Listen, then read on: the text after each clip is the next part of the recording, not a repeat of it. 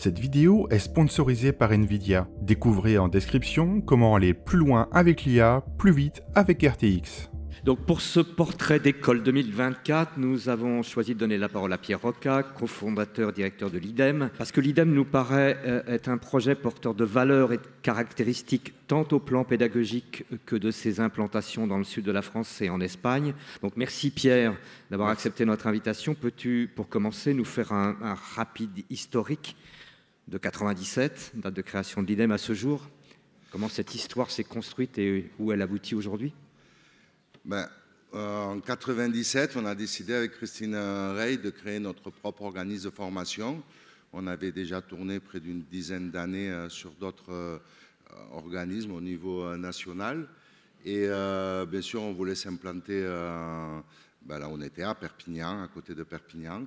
Et surtout, notre première recherche a été de ne pas rentrer dans un schéma ou un plan concurrentiel de ce qui existait. Donc, on est parti sur tout ce qui était les métiers artistiques ou créatifs, mais plutôt au premier, parce que bon, il faut le raconter, nous, on était dans l'artisanat d'art. On voulait préparer des jeunes à connaître de l'artisanat d'art. Et en fait, c'est notre premier groupe de formation professionnelle, 13 jeunes hommes et femmes, qui disent « Ah non, mais moi je ne veux pas être ferronnier, moi je veux faire du pixel, je veux faire de l'illustration, je veux rentrer dans une agence de com, je veux être graphiste ». Et donc en 6 mois, on a pivoté et on est devenu un centre de formation d'art graphique. Et depuis, donc on est dans tout ce qui est les industries, former des nouveaux talents dans les industries créatives, culturelles et numériques. En 98, de suite, un an après, on a commencé à former des graphistes web et bien sûr des graphistes qui faisaient du graphic motion et de la 2D. Ce qui nous a fait connaître des artistes qui étaient installés auprès de chez nous, qui étaient des acteurs forts de l'animation. Et c'est là où, en milieu des années 99, donc toujours au siècle dernier, on a lancé une formation professionnelle financée à l'époque par la région Languedoc-Roussillon sur l'animation, plutôt de l'animation 3D. Ça nous paraissait un besoin, surtout pour de la série. On savait qu'il y avait des demandes. Et donc voilà. Donc on a formé de 97 jusqu'en 2004 que de la formation professionnelle. Et est arrivé, parce que tu m'as dit qu'on pouvait, voilà, 27 ans. Et à partir des années d'entrée 2000, des années 2000, ce sont en fait les familles qui sont venues nous rencontrer en nous disant « Bon, vous avez formé le grand cousin, le grand frère, et maintenant j'ai le petit dernier qui est au lycée, il veut faire ce type de métier. » Là, on était déjà sur, bien sûr, de l'infographie, de la communication visuelle, de l'animation. Et donc, on se retrouve effectivement sur une proposition de formation qui est sur des villes et des capitales régionales, qui l'offre est à 90% privée, mais en plus, il faut payer le loyer du studio ou quoi. Est-ce que vous ne pouvez pas mettre en place un organisme de formation d'enseignement supérieur privé? On a douté parce que ce n'était pas le cœur de notre métier. C'est une sortie de la formation professionnelle qualifiante. Moi, je sortais de la formation, enfin de l'éducation populaire, la formation et l'insertion un peu plus spécialisée, voire judiciaire. Donc, on était vraiment très fort dans la recherche de financement ou quoi. Mais malgré tout, on s'est lancé. On avait une quinzaine de familles qui disaient « Si vous montez, on inscrit vos enfants. » Bon, on n'avait pas anticipé la force de négociation de l'adolescent dans la famille, parce qu'on est parti avec 4 familles et 4 jeunes dans une mise à niveau d'art appliqué qui était obligatoire à l'époque, parce qu'on était parti sur des parcours BTS, Bac+2. Mais bon, en 2004, septembre 2004, on avait notre première mise à niveau d'art appliqué avec 4 ou 5 étudiants. On a très vite glissé dès qu'on a pu à l'écriture de RNCP et de partir donc sur des filières d'enseignement supérieur, licence, enfin en tout cas bac plus 3, bac plus 4. Et c'est comme ça que l'aventure est partie sur l'enseignement supérieur. Et il y a un territoire, il y a un lieu de vie. Tu parles de la relation aux familles, ça décrit une implantation, une relation étroite avec le solaire. C'est peut-être pas la ville que tout le monde connaît. C'est un choix d'implantation on en a parlé ensemble, qui a du sens pour toi et sans doute pour ceux qui fréquentent ce lieu. Bon, c'est vrai que d'avoir une école aujourd'hui assez spécialisée dans les industries créatives, dans un territoire, maintenant l'agglomération de Perpignan-Méditerranée et au Soleil. Nous, on s'est implanté en 97, c'était une petite ville qui touche Perpignan, qui avait pas tout à fait 6000 habitants. Bon, là, on frise les 9000. Mais donc, effectivement, on est très, très impliqué dans le territoire. J'avais marqué une note, c'est que dans ces lieux-là, l'école était un acteur de développement économique parce que ça va que... aujourd'hui, par exemple, on est à peu près entre 600 à 800 apprenants au village. Donc, ça veut dire que tous les jours, je fais venir 10% de la population en plus qui aussi consomme, bien sûr, des pains au chocolat, du train, des services bancaires. Et qui a trouvé notamment, tu le disais, des solutions d'hébergement sans doute moins onéreuses que dans une plus grande ville, ne serait-ce que Perpignan. Il y a ça. Nous, en fait, aussi, par rapport à notre implantation, le seul nombre d'étudiants locaux ne permet pas d'avoir ma structure viable. Donc, on est aussi à la recherche d'étudiants d'autres régions, de stagiaires aussi d'autres régions. Ce que j'expliquerai aussi qu'on a continué nos activités aussi de formation professionnelle et on a un CFA aujourd'hui. Donc, on avait quelques atouts. C'était effectivement de ne pas être dans des villes très étudiantes où, par exemple, le prix de l'immobilier pour les étudiants soit une manne économique je pense à des villes, je ne vais pas nommer parce qu'après on va me faire engueuler, mais des villes étudiantes.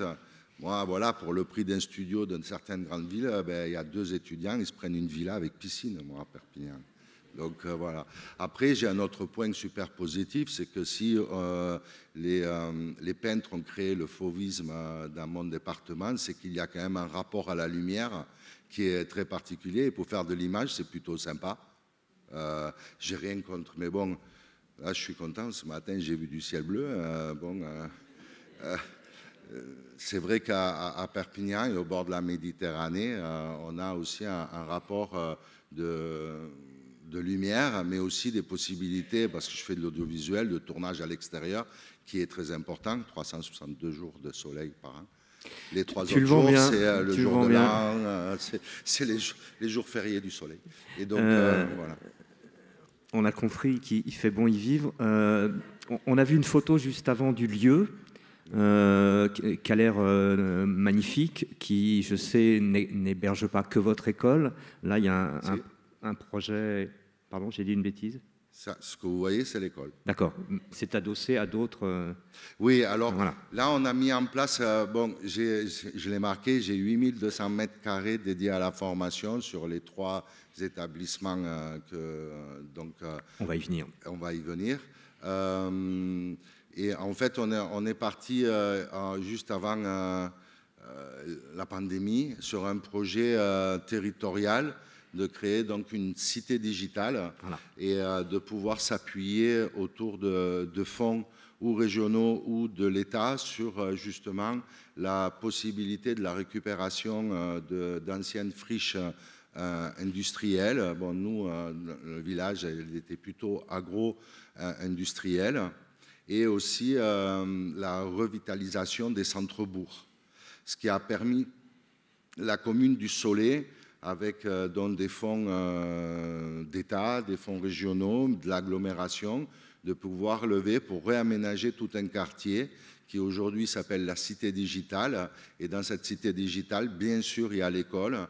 Il y a aussi l'école régionale du numérique et il y a la possibilité de pouvoir vivre des collectifs, donc 2 clusters, un orienté plutôt média, que je préside, et l'autre au niveau culturel, ce qui a permis donc de réhabiliter beaucoup d'hangars, une partie de la gare, et d'avoir à peu près aujourd'hui une vingtaine d'entreprises qui sont ou des entreprises culturelles ou créatives installées tout autour de l'école, ce qui permet aussi une dynamique certaine.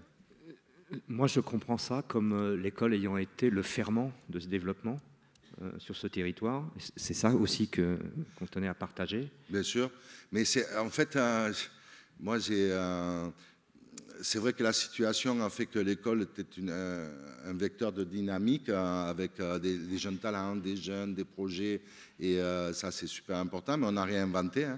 Sophie Antipolis part d'une école d'ingénieurs et je ne veux pas me comparer, et en plus je n'ai vraiment pas envie de me comparer de la Silicon Valley, mais c'est pareil, c'est 2 écoles qui ont créé un espace de création aussi d'entreprises, jeunes pousses. Donc en fait c'est un modèle modélisable hein, que je conseille pour aussi d'autres zones. Implantation dans 2 autres petites villes, Barcelone et Madrid. Ça me paraît être une autre dimension de votre projet. Quel en est le sens, la raison, la nécessité peut-être, je ne sais pas. Bon, d'abord il y avait une nécessité de développement de l'école. On n'arrivait pas avec Christine au niveau de l'enseignement supérieur. On pouvait tenir parce qu'on avait encore l'organisme de formation, on mettait en place, on faisait aussi de l'alternance à l'époque avec des contrats de professionnalisation. Je reviendrai sur le CFA, qui l'anecdote. Donc c'est vrai que je suis au Soleil, c'est mon emplacement historique et d'origine, et on a décidé d'ouvrir une école à Barcelone il y a en 2011. Et puis là, en janvier, j'ouvre une école à Madrid. On n'arrivait pas à briser un plafond de verre au niveau du nombre d'étudiants. Et puis c'était une période aussi où tous mes collègues, confrères et concurrents étaient aussi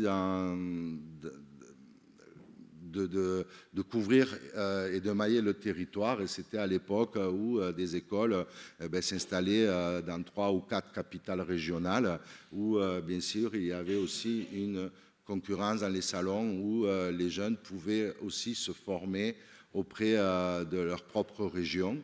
Ça s'est d'autant plus amplifié pendant la pandémie, mais en 2011, on avait vraiment le projet d'ouvrir. Il y avait 2 alternatives, parce qu'avec Christine, nous, on crée des écoles à échelle humaine où on veut qu'il y ait le même rapport et les mêmes chances. C'est pour ça qu'on s'appelle IDEM, pour avoir l'anecdote, tous. Donc, d'avoir vraiment le même, donc il fallait qu'on y soit. Donc, pour nous, en étant à Perpignan, il y avait 2 possibilités. En 2011, c'était clairement Toulouse ou Barcelone. Toulouse n'était pas encore, elle était encore très marquée, technique, scientifique, aéronautique. Maintenant, il y a des écoles depuis. Mais, et puis, en fait, il n'y avait pas le choix du tout. Christine, sa grand-mère, est née à Barcelone. Moi, je suis catalan, je parle la langue, on parlait la langue ou quoi. Et pour le même nombre de kilomètres, on se retrouvait à avoir une école internationale avec 2 implantations dans 2 pays.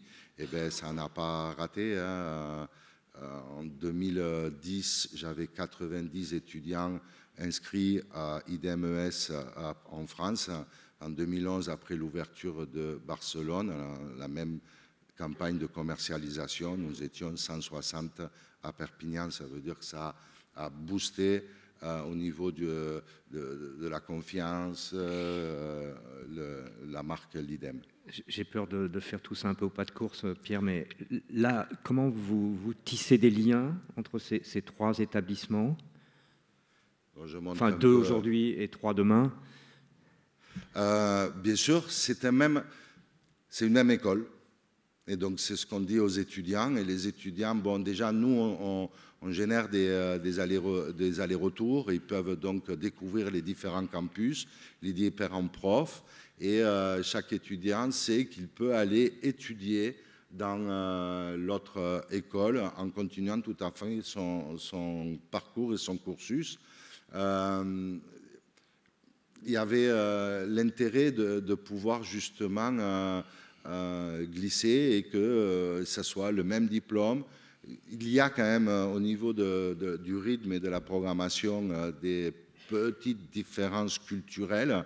En Espagne, on fait des journées continues, ce qui est compliqué à mettre en place en France, mais on peut très bien. Et ça, c'est très important parce que même si c'est moins utilisé que je ne souhaiterais, moi j'aimerais que ça parte dans tous les sens, mais bon, souvent plus de 70%, même plus, restent dans leur campus d'origine, mais ils savent qu'ils peuvent aller sur une semaine ou faire un stage en entreprise en Espagne. Ils auront aussi une ambassade et puis c'est aussi très intéressant.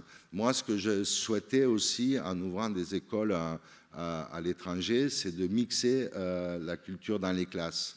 Je me suis rendu compte, et grâce à Barcelone, parce que c'est une ville-monde où, avant la pandémie, on avait vraiment... Moi, j'arrivais à avoir une classe de 20 avec 15 nationalités à l'intérieur. Ça, c'est super important et intéressant. En plus, pour une structure un peu artisanale comme la mienne, c'était vraiment super excitant. Et ce que peuvent donner ces groupes-là qui partagent leurs propres références, leur propre culture, le propre imaginaire graphique qu'ils ont de leur propre culture, pays, parce que j'avais beaucoup aussi des gens du continent américain, Amérique latine, bien sûr Maghreb, France, Espagne, et ça je veux le renouveler. Je l'ai un peu perdu avec le Covid. C'est vrai qu'il y a eu une petite fixation, une petite crispation, les gens bougent un peu moins, ça revient, mais mon objectif il était surtout là aussi. Une petite parenthèse, tu me disais qu'il y avait une forte attente, tu parles du marché sud-américain, du développement de l'animation en Amérique latine, et qu'il y a là sans doute une capacité à développer ton école d'une part, mais aussi le relationnel Europe-Amérique latine. Bon, alors, moi j'avais tout ce projet parce qu'il y a quelques années, les studios nous engueulaient en disant « Ouais, vous formez, mais ils partent tous à l'étranger, il nous faut plus de main-d'œuvre. » Bon, 5 ans avant, on nous disait qu'on formait des chômeurs. Bon, c'est assez particulier le rapport qu'on a au niveau de l'emploi. Et cette année, bien sûr, et nous, on va le vivre. Là, nous, les placements de cette année, ça va être un peu plus tendu. Mais bien sûr, il y a du marché à l'étranger. Moi, à l'origine, c'était pour faire venir des jeunes talents plutôt en Europe, parce qu'on vieillit. Et que je pense aussi qu'on va avoir une difficulté pour remplir nos écoles dans pas si longtemps que ça. Donc je veux aussi internationaliser les classes. Et bien sûr, il y a des productions, l'Amérique latine est très dynamique. Il y a des accords aussi entre Canada, États-Unis, par Mexique, où il va y avoir aussi des demandes de main-d'œuvre qualifiée et technique. Et je pense qu'on est aussi à la pointe à ce niveau-là. Il faut se battre avec nos atouts. Il n'y a pas meilleur... Moi, je compare. Hein. Je compare parce que je crée des écoles à l'étranger. Hein. Je ne suis pas partenaire, je les crée. Donc, j'ai ma propre concurrence. J'ai des projets et des discussions dans d'autres pays d'Europe. On a les meilleurs parcours de formation en industrie créative, mais de loin. On forme des gens qui sont productifs, ce qui n'est pas du tout le cas dans beaucoup de pays où il faut arriver à avoir des masters ou des années complémentaires pour qu'il y ait une productivité, ce qui n'est pas du tout le cas. Moi, je sais dans toutes les écoles, moi je fais partie du RECA, et je sais les gens qui travaillent, déjà au bout de 3 ans, on a formé des gens qui peuvent rentrer dans l'industrie, et ça, c'est notre point fort. Sur la philosophie de l'école, il y a certains points que tu as abordés sur lesquels je ne vais pas revenir, mais je reviens sur 2 points sur lesquels nous avions échangé. La recherche de la contrainte professionnelle plus que la création de films festivalables, ça c'est un axe de travail qui me semble intéressant à expliciter. Oui, on n'a jamais... enfin, nous, on met en place, comme toutes les écoles, hein, et puis on n'est pas plus malin que les autres, bien sûr des courts-métrages ou des travaux de groupe qui mêlent les différentes techniques sur lesquelles on forme. Mais notre objectif, c'est de créer une vraie expérience professionnelle. Et donc, jamais d'arrondir les angles, mais bien déterminer là où ça peut coincer, comment on peut rebondir, quelle est la solution, quelle serait... Et là, on est en train même d'évaluer un coût, de combien ça coûte. Parce que si c'est pour faire un film de 30 secondes qu'on fabrique pendant 3 ans, ça n'a aucun rapport dans la professionnalisation de mes étudiants. Donc effectivement, parfois, on a des choses toujours très jolies, très agréables. Il faut que, bien sûr, c'est le chef-d'œuvre de fin de parcours, donc il faut qu'ils en soient aussi contents, que ce soit terminé, que ce soit regardable, et on positionne. Et là, par exemple, le dernier film 2D de mes équipes de Barcelone a été primé prix du public du Festival du Dubrovnik. Donc on est très fiers, mais ce n'est pas notre objectif, ce n'est pas non plus un levier marketing et commercial, parce que, parce que j'ai aussi mes propres contraintes d'école, de nombre d'étudiants. Parce que moi, au début, vous avez vu 600, 700, j'arrive à 800 apprenants à Perpignan, mais parce que je suis multisecteur, parce que je ne pourrais pas... Moi, en fait, en animation, on va avoir à peu près 75-80 étudiants.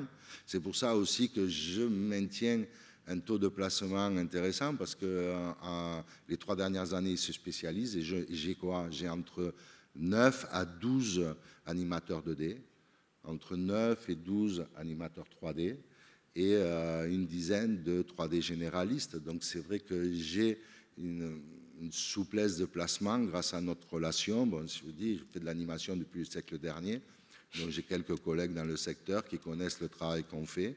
On est très aussi focus sur la 2D. On est très fort aussi en 2D, ce qui maintient aussi des taux de placement, parce que la 2D maintient aussi une offre professionnelle, aussi dans la pub, mais aussi dans les réseaux, sur le web. Donc voilà. L'autre point, c'est, tu m'as dit, le choix de la responsabilisation plutôt que de l'accompagnement. Ça aussi, je trouve intéressant à partager. Ça, c'est notre ADN de la formation professionnelle. En formation professionnelle, nous, on avait plutôt, et on a encore le move d'essayer de former en 450 heures, 500 heures quand on négocie dur avec la région, pour remettre des gens à l'emploi. Donc, on responsabilise, et responsabilise, ça veut dire aussi qu'on dit les choses. Et on n'est pas là à accompagner sur un parcours. Et l'accompagnement que moi, je pense être aussi un accompagnement, c'est de pouvoir dire ce qui ne va pas, et de voir comment on peut l'arranger. Moi, à tous mes apprenants que je reçois dans toutes les écoles, la première chose que je dis, c'est: vous êtes ici pour vous tromper. Il n'y a pas de problème. Mais nous, on va vous dire quand vous vous trompez. Il n'y a pas de problème non plus. Parce qu'à un moment donné, il faut aller vite. Moi, j'ai une formation aussi en enseignement supérieur en animation, qui est une année de prépa et 3 ans de formation. Ce n'est pas non plus très long, hein. Il va falloir aussi leur apprendre très vite à être souple et agile en entreprise, et de pouvoir rebondir sur des productions, et tout ça. Il faut qu'il y ait un niveau de maturité et de rigueur personnelle qui est acquise dès la première année. Et aussi, et ça, je prends témoin toute mon équipe qui va me regarder à la retransmission, je veux dire, quand on sélectionne un jeune, et quand on se trompe, ce n'est pas le jeune qui se trompe, c'est nous. Et on va au bout avec. Ça veut dire que j'ai aussi la chance d'avoir beaucoup de formations, de l'audiovisuel, de la post-prod, de la com, du spectacle vivant. Je fais beaucoup de formations en spectacle vivant. C'est pour pouvoir aussi lui donner une alternative si on s'est trompé de secteur d'activité.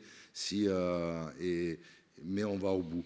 Parce que c'est pareil, j'en parlais hier, la moitié de mes étudiants, les dimanches, je fais le marché avec eux, moi. Et donc, je me suis trompé, Et donc, on va réfléchir de comment on peut récupérer. Et moi, je me suis engagé à leur donner une formation dans les industries créatives qui va jusqu'à l'emploi. Et il y a de la place pour tout le monde, pour des gens qui peuvent commencer petites mains assistants jusqu'au crack.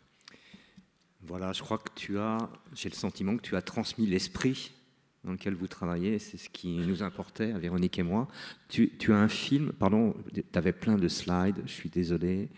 Oui, bon, c'était un peu pour illustrer, mais il y a le site internet, je suis là. Bon. Quelques images peut-être. Oui, ben on va finir avec on va finir une comme démo. ça, et peut-être on pourra prendre une question dans mon immense générosité. On va lancer la démo de mes étudiants sur les 2 dernières années en animation, France et Espagne. Sans doute.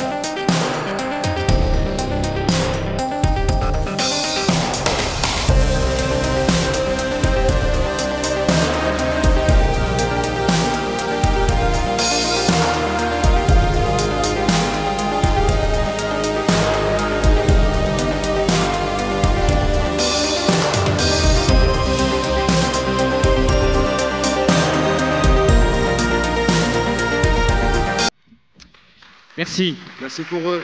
Y a-t-il une réaction, une question? Oui, une intervention ici. Cécile Noesser, je suis enseignante à Wetsom, donc une école à Amiens spécialisée en 3D. Et on voit ici que vous êtes lauréat de la Grande Fabrique de l'Image France 2030. Est-ce que vous pouvez dire 2 mots sur le type de projet qui vous a permis d'être lauréat? Ouais, je voulais le faire. Nous, on a surtout appuyé, fait une demande pour des nouveaux équipements et sur une base qu'on a appelé le Cinélab. Nous, ce on va essayer de faire, c'est qu'une partie des studios, images et son, c'est de rendre en zone mixte où des artistes, des entreprises, surtout des jeunes pousses, et mes apprenants puissent modéliser des nouveaux projets et pour des nouveaux supports. Et là, le premier projet qu'on va lancer, c'est avec, donc avec le conservatoire de la ville de Perpignan et une troupe de théâtre où on va essayer de créer une comédie musicale hybride avec des hologrammes et des lunettes de réalité augmentée. Voilà, c'est le projet de cette année. Et donc, France 2030 m'a permis d'équiper mon studio son en Dolby Atmos. Et là, on est en train de mettre en place des cellules pour faire du décor virtuel en support LED et en temps réel avec Unreal, avec qui on est devenu partenaire éducation. Merci. Et dernière chose, c'est que nous sommes en première phase aussi de France 2030 pour nous positionner comme pôle territorial ICC. Et là aussi, avec des projets d'installation, d'ingénierie pédagogique et d'autres du consortium. Et c'est de mettre en place un centre de recherche-développement mutualisé pour des petites entreprises. Et là, c'est travailler à l'Université de Perpignan pour tout ce qui est la gestion juridique des droits sur les mondes métaverses et sur la production aidée avec de l'intelligence artificielle. Alors les RAF ne seraient pas ce qu'ils sont sans une intervention en surnuméraire de Franck Petitard. J'ai vraiment eu peur là. Parce que, t'as pas beaucoup entendu cette année. Mais non, mais parce que j'ai été calme. Pierre, tu as parlé tout à l'heure en fait de ce fameux soleil qu'il y avait virtuellement en fait dans le sud, parce que moi je l'ai jamais vu le soleil. Il y a plutôt des canicules en général, franchement. Et moi je te propose justement, comme tu es lauréat France 2030 et que nous aussi à Hollywood on est lauréat France 2030, de venir tourner, parce qu'on a de la neige actuellement à Orly, avec des étudiants et vice-versa, quoi, tu vois, on équilibre. T'es à Orly Sud ou à Orly Nord? Je pense que vous allez pouvoir régler ça dans le hall. Le village. Hollywood, je t'ai dit. Merci. C'était vraiment une intervention capitale, Franck. Je te remercie beaucoup. Je laisse la parole à Véronique et à la dernière des tables rondes qui va être passionnante, j'en suis sûr. Merci encore à Pierre.